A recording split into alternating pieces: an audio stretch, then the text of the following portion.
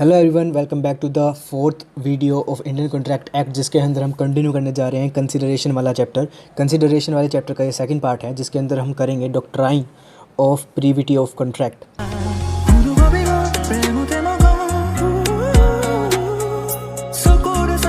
तो सबसे पहले हम जान लेते हैं कि doctrine of privity of contract का मतलब क्या है। इसका मतलब है कि a stranger to consideration can sue but a stranger to contract can not Sue.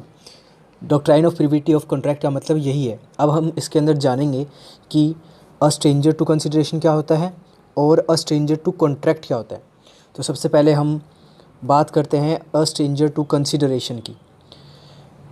Stranger to consideration, हमने कंसिडरेशन के जो डेफिनेशन थी, जो सेक्शन 2D प्रोवाइड करवाता है, उसके अंदर बताया गया था कि कंसिडरेशन में मूव फ्रॉम प्रोमिसी और एनी अदर पर्सन, जो कि एक इसेंशियल्स भी था वैलिड कंसिडरेशन का। मैं आपको दिखा देता हूँ, ये रहा। इट में मूव फ्रॉम प्रोमिसी और एनी अदर पर्सन, ठीक है। तो और एनी अदर पर्सन की यहाँ पे बात हो रही है और इसके डेफिनेशन के अंदर बताया गया है यहाँ पे 2D, ये बताया गया है कि द प्रोमिसी और एनी अदर पर्सन करता है ये एक्ट और एब्सटिनेंस। तो एनी अदर पर्सन की यहाँ पे बात हो रही है, जो कि है स्ट्रेंजर टू कंसिडरेशन, ठीक है। तो ये है ये हुआ स्ट्रेंजर टू कंसिडरेशन। अब बात करते हैं स्ट्रेंजर टू अ कॉन्ट्रैक्ट की। ये यहाँ पे स्ट्रेंजर है, गलत स्पेलिंग लिखी हुई है। और स्ट्रेंजर टू अ कॉन्ट्रैक्ट, ये एक ऐसा पर्सन है who is not a party to the contract, जो कोई भी राइट क्लेम नहीं करता है अंडर द कॉन्ट्रैक्ट, मतलब उसका कॉन्ट्रैक्ट पे कोई भी राइट नहीं है, वो होगा a stranger to a contract. तो डॉक्ट्राइन ऑफ प्रीविटी ये बताता है कि a stranger to consideration can sue but a stranger to contract can not sue, ठीक है। मतलब केस कर सकता है, वो कौन कर सकता है? A stranger to consideration. तो ये पूरा का पूरा क्या हुआ? Doctrine of privity of contract. अब इसके कुछ एक्सेप्शंस हैं, जहाँ पे हमें ये बताया गया है कि a stranger to consideration can sue but a stranger to contract can also sue. जहाँ पे स्ट्रेंजर टू अ कॉन्ट्रैक्ट भी सू कर सकता है, केस कर सकता है दूसरी पार्टी पर। तो अब हम एक्सेप्शन जानेंगे कि इसके क्या हैं doctrine of privity of contract के। सबसे पहला एक्सेप्शन है, वो है beneficiary in case of trust. मतलब एक बेनिफिशियरी कर सकता है सू, और बेनिफिशियरी क्या है? Stranger to a contract. अब इसका एग्जांपल देके मैं आपको समझाता हूँ। A transfer his property in trust to his friend B. A ने ट्रांसफ़र करी his property to his friend B और बोला कि ये प्रॉपर्टी जो है वो बेनिफिट ऑफ ब्लाइंड स्टूडेंट्स के लिए यूज़ होगी, ठीक है। बी ने भी ट्रस्ट कर लिया, मतलब बी ने भी बोला कि okay. After A's death, A जब नहीं रहा इस दुनिया में, if the trustee refuse to give benefit, जो ट्रस्टी है, ट्रस्टी कौन है यहाँ पे? बी। अगर उसने बेनिफिट देने से इनकार कर दिया ब्लाइंड स्टूडेंट्स को, तो वो ब्लाइंड स्टूडेंट्स जो कि हैं बेनिफिशियरीज़, वो ब्लाइंड स्टूडेंट्स क्या कर सकते हैं? सू कर सकते हैं ट्रस्टी को, बी को। समझ आ गया?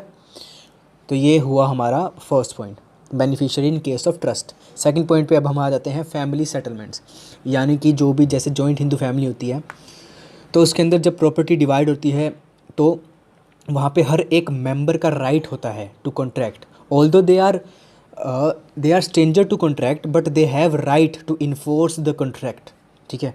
तो ये सेकंड पॉइंट हुआ हमारा कंप्लीट। स्टॉपल और एक्नॉलेजमेंट, ये क्या होता है?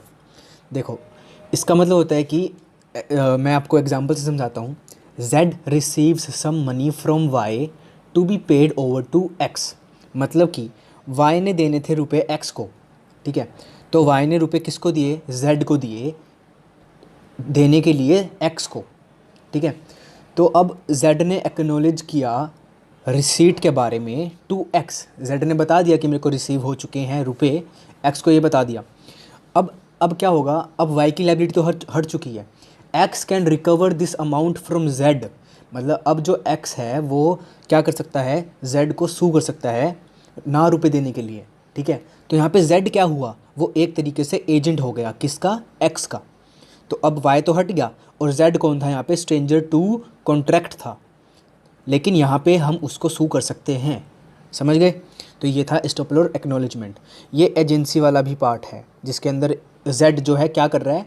वो एक काइंड ऑफ अ एजेंट की तरह कॉन्स्टिट्यूट कर रहा है हिमसेल्फ लाइक एन एजेंट। ठीक है, ये वाला पॉइंट भी हमारा हो गया क्लियर। अब हम नेक्स्ट पॉइंट बढ़ते हैं, assignment of a contract. Assignment यानी कि साइन जब करता है कोई कॉन्ट्रैक्ट को, तो वो भी एक पार्टी टू अ कॉन्ट्रैक्ट तो नहीं बनती है, बट वो सू करने की ताकत रखती है। जैसे कि एग्जांपल देता हूँ, लाइफ इंश्योरेंस पॉलिसी, तो हम कुछ चीज़ वो साइन करते हैं इंश्योरेंस पॉलिसी को, तो हम सू भी कर सकते हैं। Although we are not a party to a contract but we can sue. ठीक है, ये भी पूरा हो गया हमारा। नेक्स्ट पे आते हैं हम, where a charge is created in favour of a person on specific immovable property. अब इसका मतलब क्या होगा, एक एग्जांपल से मैं आपको समझाता हूँ। ए अ टेनेंट एंड बी अ सब टेनेंट। ठीक है, ये दोनों एक एग्रीमेंट में आए, ए एंड बी।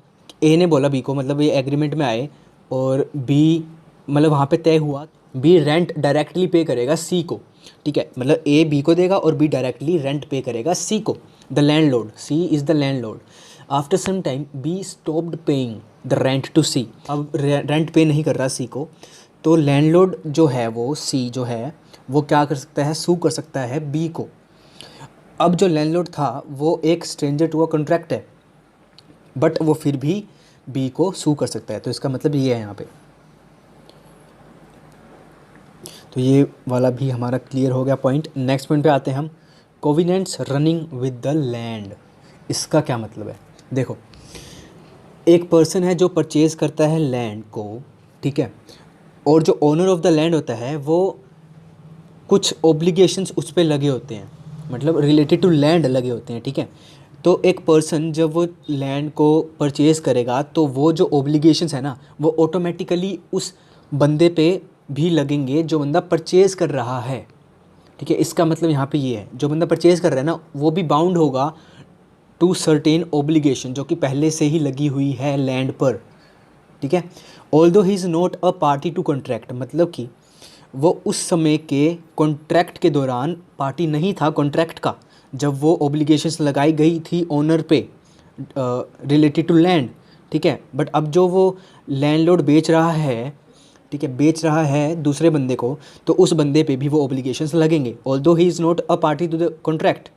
ठीक है, तो इसका मतलब यहाँ पे ये हुआ।